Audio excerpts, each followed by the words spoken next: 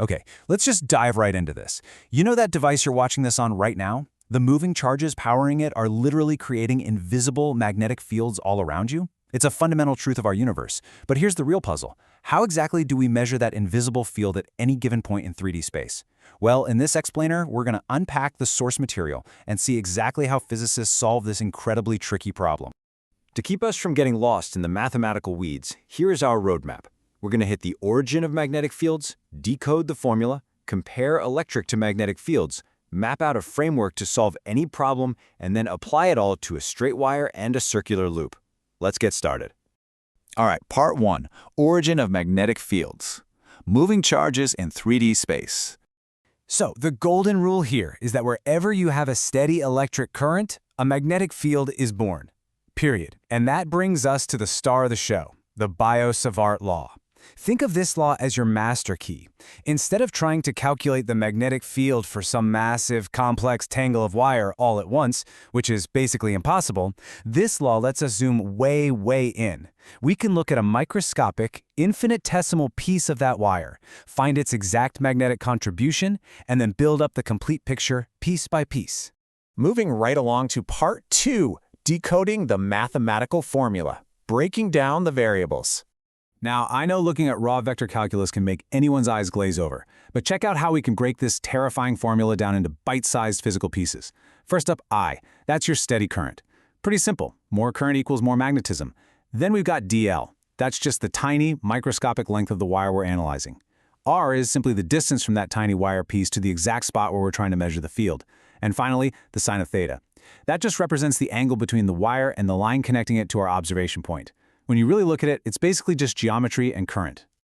Of course, to make the math actually match reality, we have to multiply our result by a very specific constant. You'll usually see it written as mu naught over 4 pi. This is the permeability of free space, and conceptually, it just accounts for how easily a magnetic field can push through a vacuum. Basically, it's the baseline resistance of empty space to magnetic fields. So the really crucial takeaway is right here. A stronger current gives you a stronger field. Makes perfect sense, right? But notice that inverse proportion to the square of the distance. It behaves just like gravity or the light from a flashlight. As you move further away from the wire, the field strength doesn't just fade, it drops off dramatically. If you move twice as far away, the magnetic field is only a quarter as strong. It's a huge drop-off. Okay, part 3, comparing electric and magnetic. Let's build a mental bridge here. If you've done any work with basic electricity, you already know Coulomb's law. And hey, both Coulomb's law and the Biot-Savart law are inverse square laws, but there's a catch. Coulomb's law deals with stationary charges that push or pull in straightforward straight lines. The Biot-Savart law is, well, it's a bit more complex. It requires a mathematical tool called a cross product. Why? Because unlike electricity, magnetic fields don't just point straight at or away from things. They literally wrap around moving charges in three-dimensional space. And this comparison brilliantly shows why the Biot-Savart law is our universal go-to tool, especially when you compare it to something like Ampere's law. Don't get me wrong, Ampere's law is a fantastic shortcut, but you can only use it when your setup is perfectly symmetrical. The Biot-Savart law, that's your foundational workhorse. Because it adds up those tiny infinitesimal elements one by one, you can use it to solve for literally any current shape, no matter how weird or completely asymmetrical it happens to be. Which leads us perfectly into part 4, method for solving any problem, a repeatable framework. By sticking to these 4 actionable steps every single time, you can deconstruct any complex physical setup into a totally solvable math problem. First, draw a really solid 3D diagram and pick your tiny wire section. Second, figure out your distance and the direction using that cross product we talked about. Third, and trust me, this is a total lifesaver, look for symmetries to cancel out the messy components. And finally, step 4, just integrate to add all those tiny magnetic fields together into one final answer.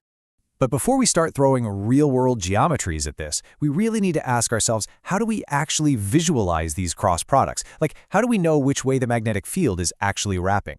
Well, that is exactly where the famous right-hand rule comes into play. Let's see that in action in part 5, application, the straight wire, visualizing the right-hand rule. So let's apply our new framework to a concrete example. Imagine we're trying to find the magnetic field at a specific distance from the center of a totally straight wire.